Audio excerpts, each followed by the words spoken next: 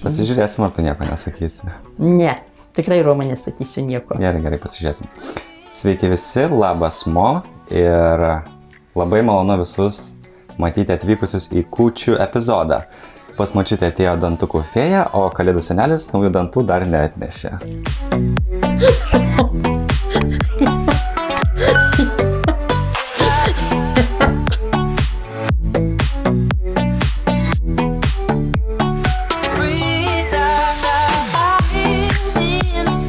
Stoju, jau šiek kelnes, tai susiuosiu. Naudosime upėtakio filė. 1, 2, 4. Va tokiais gabalais susipjaustysim.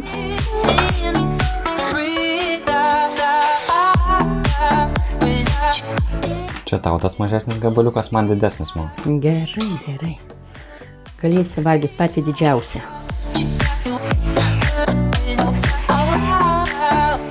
O kadangi šventinis laikotarpis, tai būtinai užsukite į mūsų parduotuvę ir pasižiūrėkit, kokias gražias pjaustymo lentas mes pardavinėjame. Tai jeigu dar neturi dovanos, galbūt šitą pjaustymo lentelę, kaip tik jums ateis į pagalbą ir galėsit padovanoti žmogui, kuris labai mėgsta gaminti. Arba savo. Gerai, dabar šitaip, Romai, supjaustysim moliūgus.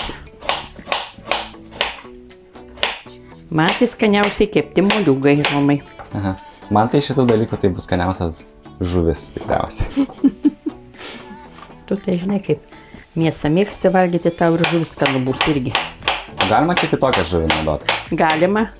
Galima naudoti ir jūros lydeką, menkę, ešerį.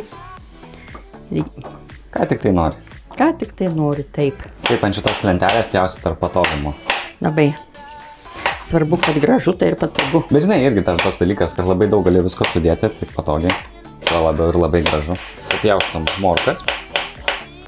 O receptas, aišku, kaip visada, nuorodoje aprašyme. Supjaustome salėro gumbo.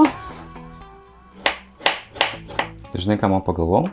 Ką pagalvojau? Kad čia galima sakyti pirmas toks mūsų sveikesnis patiekalas, nes taip tai mes viską nesveiko gaminam. Taip, bus pats tau sveikiausias. Jį norėsi valgyti kiekvieną dieną. Gal, ne, ta prasme, kad čia skanu bus tai tikrai. Taip. Bet apskritai paėmus, tai mes tokius labiau mėgstam nelabai sveikus patiekalus, sakykim taip. Bet čia net pusiau toks vegetariškas, be mėsos tik tai žuvis. Tai va, čia turim prieskonį. Druska, žuvų prieskoniai ir juodieji pipirai. Kruopščiai padengiame žuvį prieskoniais. Supjaustome pievagrybius. Iš tavo pievos šitie pievagrybiai? Taip. Nematė, kaip augo po mano obelį? Mačiau.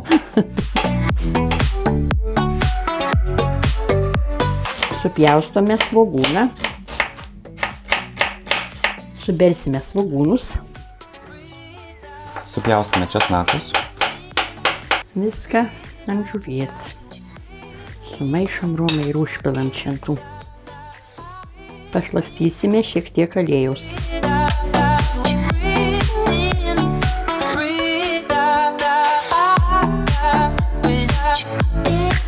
Uždengsime foliją.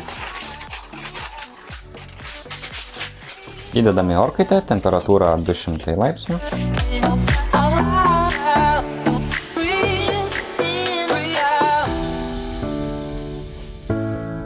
Pasižiūrėsim, kaip kepa žuvis.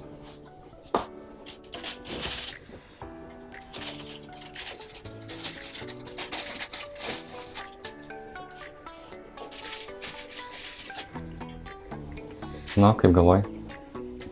Dar ne. Bet kvepia skaniai. Kvepia. Taip pat kvepia skaniai ir mūsų sriuba. Tai būtinai pažiūrėkite šitą video, kai jis jau bus padarytas. Gerai, išjungiam orkaitę, kepia apie valandą laiko. Dabar maišims. Kiek į užstelę, padarysim nuotraukumo, neskubėk.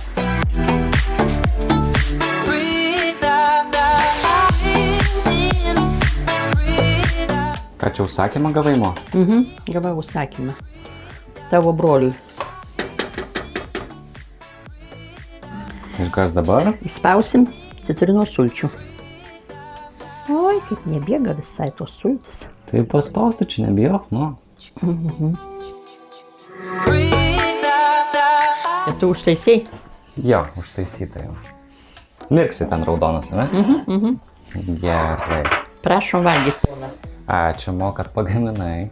Telpu viskas, ne? Gerai. Taip. Gal į tą pusę labiau pasislengt? Prašom Ne, ragauti. man gal pasislengt. Nu gerai, Romutė, gerai, neslankytis niekur.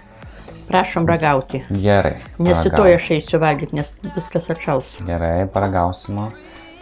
O ką jūs manat, žiūrovai? Jeigu mes apsikeistume vaidmenim, Mo filmuotų, o aš gaminčiau, tai paliksiu balsavimą, va. Toj pusė, tai balsuokit. Gerai, pagaminsiu tą žuvį iki vakaro. Jau Tera atėjo valgyti. Žinau. Tera, atėjai valgyti? Jo? Labas. Nu, ką Tera pasakys apie lašišą? Ar upėtakį, nežinau, koks šis skirtumas yra. Upėtakis, Rom. Sėsk, prašau. O, tikrai kokybiškai. Viskas pagaminta. Ačiū žiūrovai, kad žiūrėjot. Neužmirškit prenumeruoti mūsų kanalą. Palaikint video, pakomentuoti. Ir taip pat apsvarstykite galimybę mūsų paremti per Patreon. Arba kitais būdais. Nusipirkdami medžio gaminių ir taip toliau. Gerai. Mažiau Gerai, kalbų palauk. daugiau, mažiau kalbų daugiau darbų. Man dar reikia pasakyti. Tai gerų jums kūčių, kalėdų, Velykų ar kitos šventės, kai jūs dabar žiūrite šitą video. Tera irgi jau nori valgyti. Gerai, iki. Iki malonaus. Jau matai, kad Tera atlėkė valgyti. Iššal kaip bibliozaurai, taip?